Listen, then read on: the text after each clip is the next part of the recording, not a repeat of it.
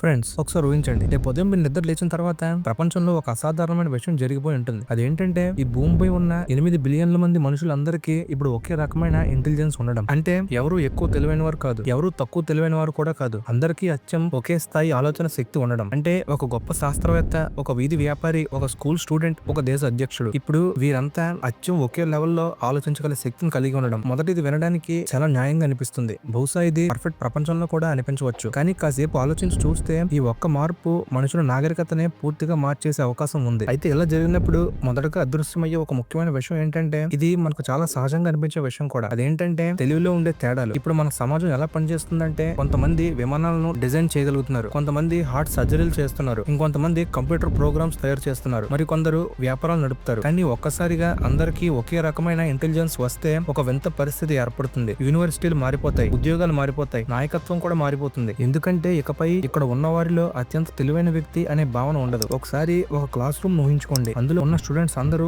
అచ్చం ఒకే వేగంతో విషయాలను అర్థం చేసుకోగలుగుతారు. ఎవరు వెనకబడటం లేదు, ఎవరు ముందుకు దూసుకోవడం లేదు. ప్రతి ప్రశ్నకు సమాధానం అందరి మెదడులో ఒకేసారి వస్తుంది. ఇది మనకు వినడానికి చాలా ప్రశాంతంగా అనిపించవచ్చు, కానీ ఇక్కడ ఒక ఆశ్చర్యకరమైన విషయం జరుగుతుంది. అదేంటంటే మనుషుల్లో పోటీ తగ్గిపోతుంది. పోటీ లేకపోతే మనుషులు పురోగతి నెమ్మదించడం మొదలవుతుంది. ఇప్పుడు ఒకసారి ఇన్నోవేషన్ గురించి ఆలోచించండి. చరిత్రలో చాలా పెద్ద ఆవిష్కరణలు ఎలా వచ్చాయంటే, కొంతమంది ఇతరుల కంటే వేరేలా ఆలోచించడం మొదలు పెట్టినప్పటి నుంచే. కొంతమంది విద్యుత్తును ఊహించగలిగారు, మరొకరు విమానాన్ని ఊహించగలిగారు, ఇంకొందరు కంప్యూటర్లను సృష్టించారు. కానీ ఈ కొత్త ప్రపంచంలో ఎవరు ఇతరుల కంటే చాలా ముందుగా ఆలోచించలేరు. ప్రతి ఆలోచన అందరి మెదల్లో దాదాపు ఒకే స్థాయిలోనే పుడుతుంది. పురోగతి పూర్తిగా ఆగిపోదు, కానీ అది బహుశా చాలా నెమ్మదిగా జరుగుతుంది. ఎందుకంటే చరిత్రలో పెద్ద పెద్ద మార్పులు తీసుకొచ్చిన ఆలోచనలు చాలా సార్లు సాధారణ ఆలోచనల కంటే చాలా ముందుండేవి. కానీ ఇప్పుడు ఆ తేడా ఉండదు. ఇక్కడ మరొక పెద్ద మార్పు రాజకీయాల్లో కనిపిస్తుంది. ఇప్పటి వరకు నాయకులు ఎలా ఎదుగుతున్నారంటే, వాళ్ళు సమస్యలను త్వరగా అర్థం చేసుకోగలగడం వల్ల, లేదా క్లిష్టమైన విషయాలను ప్రజలకు చెప్పగలగడం వల్ల. కానీ అందరికీ ఒకే రకమైన ఇంటెలిజెన్స్ ఉంటే నాయకత్వం ఇంకో దారిలో వెళ్తుంది. అయితే అది తెలివిపై కాకుండా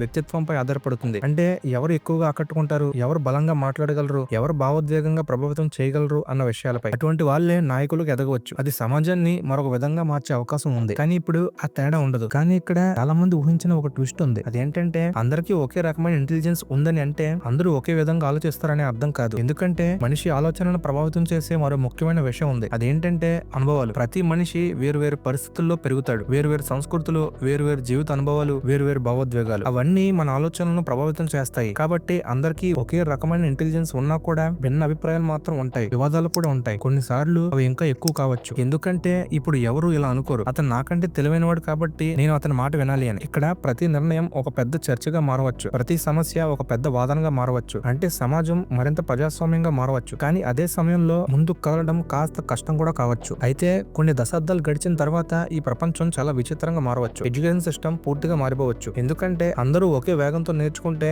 ర్యాంకులు పెట్టడం, గ్రేడ్లు ఇవ్వడం వంటి వ్యవస్థలు ఇంకా అవసరం లేకపోవచ్చు. పరీక్షలు కూడా అంత ప్రాధాన్యం కోల్పోవచ్చు. ఉద్యోగాల్లో కూడా మార్పు వస్తుంది. ఇప్పుడు కొన్ని రంగాల్లో పనిచేయడానికి చాలా ప్రత్యేకమైన తెలివి అవసరం. కానీ అందరికీ ఒకే స్థాయి తెలివి ఉంటే ఆ రంగంలో చాలా మంది వెళ్ళగలరు. అప్పుడు ఎక్స్పర్ట్ అనే భావన కూడా మెల్లగా మారిపోవచ్చు. కానీ ఒక పెద్ద విషయం మాత్రం పూర్తిగా మాయమవుతుంది. అదేంటంటే జీనియస్ అనే భావన. చరిత్రలో కొంతమంది వ్యక్తులు ఎందుకు మనకు ఇంకా గుర్తుండిపోయారని ఒకసారి ఆలోచించండి. ఎందుకంటే వాళ్ళ ఆలోచన శక్తి వాళ్ళ కాలానికి చాలా ముందుండేది. కానీ ఈ కొత్త ప్రపంచంలో అలాంటి అసాధారణ మెదళ్లకు ఉండవు. మనుషుల ఇంటెలిజెన్స్ సమానంగా మారిపోయింది కాబట్టి. కానీ చివరగా ఒక పెద్ద ప్రశ్న మాత్రం మిగులుతుంది. అదేంటంటే, ప్రతి మనిషికి ఒకే రకమైన ఇంటెలిజెన్స్ ఉంటే ప్రపంచం నిజంగా ఇంకా ఐక్యంగా మారుతుందా, లేదా మనుషులు కొత్త తేడాలను సృష్టించుకుంటారా? ఎందుకంటే చరిత్రలో మనుషులు ఎప్పుడూ తేడాలను సృష్టించారు. అవి ఎలా ఉన్నాయంటే, ఒకటి తెలివితేటలు, తెలివితేటలు కాకపోతే డబ్బు, డబ్బు కాకపోతే పవర్, పవర్ కాకపోతే గుర్తింపు. అంటే నిజమైన ప్రశ్న తెలివి గురించి కాదు. ఇక్కడ నిజమైన ప్రశ్న ఏంటంటే, ప్రతి మనిషి మెదడు సమానంగా మారిన మనిషి స్వభావం నిజంగా మారుతుందా అనేది, లేక మనం మళ్ళీ కొత్త అసమానతలను సృష్టించుకుంటామా అనేది ఒకసారి ఆలోచించండి. ఎందుకంటే ఈ ప్రశ్నకు సమాధానం మనుషుల తెలివి గురించి కంటే మనిషి స్వభావం గురించి ఎక్కువ చెబుతుంది.